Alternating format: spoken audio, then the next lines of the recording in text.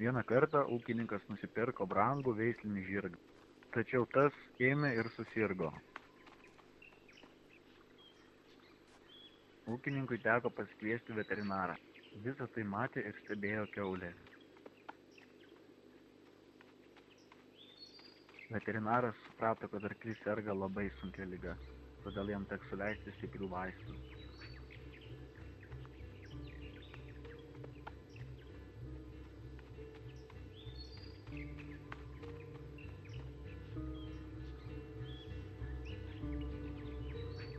Ši liga yra labai pavojinga.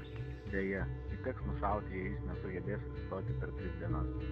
Tai išgirdusi kiaulė, kaip mat nuskubėjo pranešti arkliui.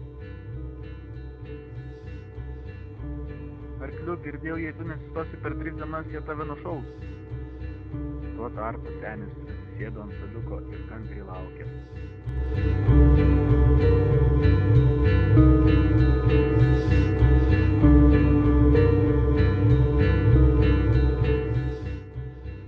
Tačiau arklys nesistojo nei 1, nei 2, nei 3 dieną.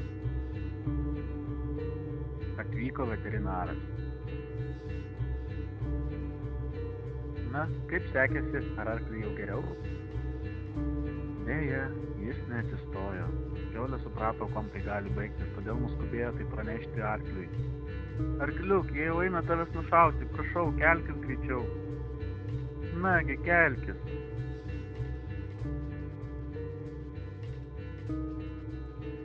Arklys sukaupė visas savo jėgas ir atsistojo.